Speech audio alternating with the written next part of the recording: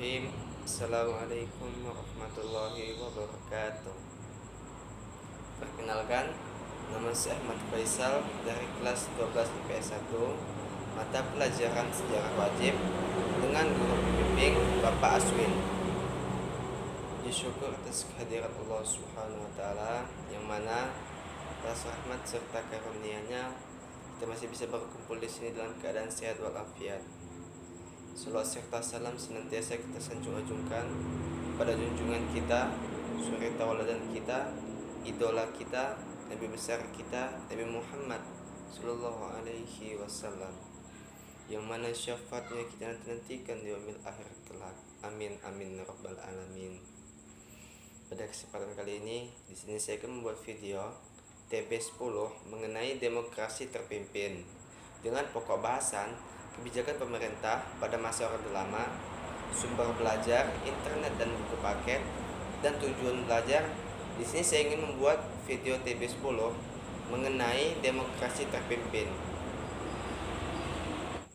Pada tahun 1959 sampai dengan 1965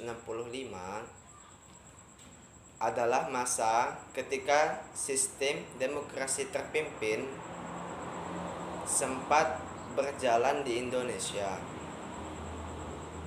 Demokrasi terpimpin adalah sebuah sistem demokrasi yang seluruh keputusan dan pemikirannya terpusat pada pemimpin negara, yang kala itu adalah Bapak Insinyur Soekarno.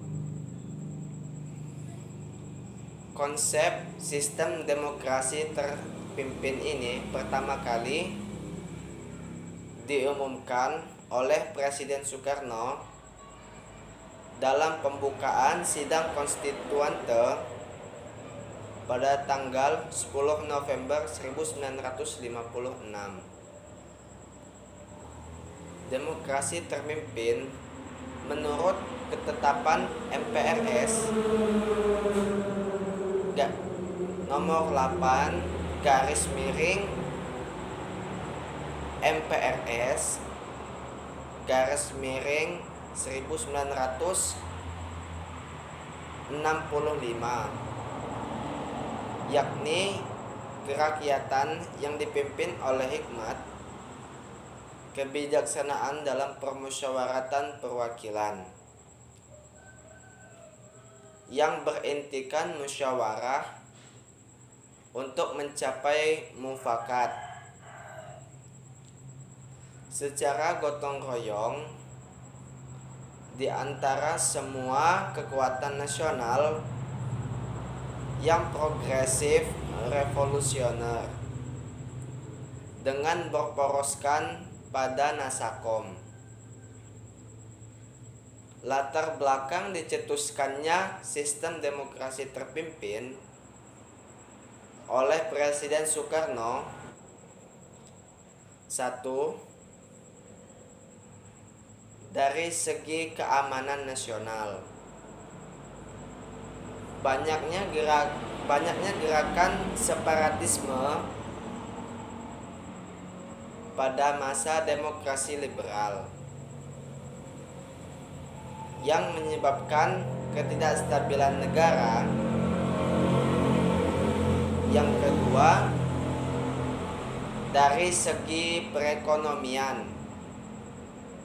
sering terjadinya perganti kabinet pada masa liberal yang menyebabkan program-program yang dirancang oleh kabinet tidak dapat dijalankan secara utuh, sehingga pembangunan ekonomi tersendat. Yang ketiga itu dari segi politik.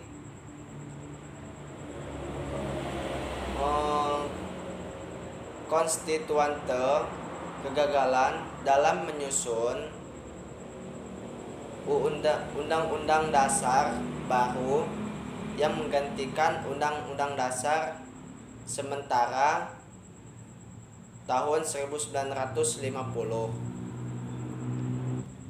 pada masa demokrasi terpimpin yang dicetuskan oleh Presiden Soekarno diawali oleh anjuran Soekarno untuk agar undang-undang yang digunakan untuk menggantikan Undang-Undang Dasar sementara 1950 adalah Undang-Undang Dasar 1945.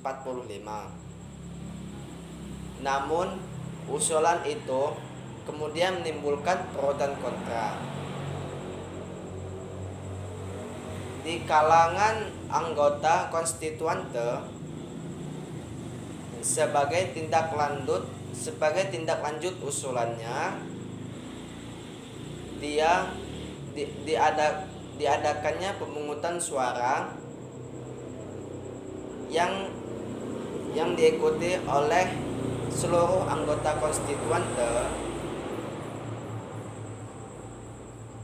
Pemungutan suara ini dilakukan pada 30 Mei, 1 Juni dan 2 Juni 1959 dalam rangka mengatasi konflik yang timbul akibat pro dan kontra atas usul Presiden Soekarno.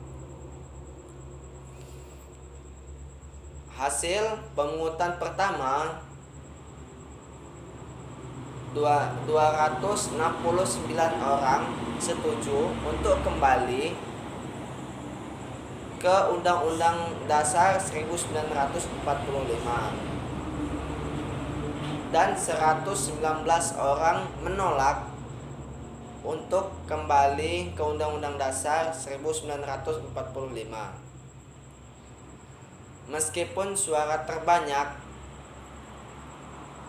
menyetujui opsi kembali ke Undang-Undang Dasar 45, suara tersebut belum mencapai 2/3 dari jumlah suara anggota konstituante, yaitu 312 suara. Sehingga pemungutan suara harus diulang kembali. Dari hasil voting ulang bahwa suara terbanyak kembali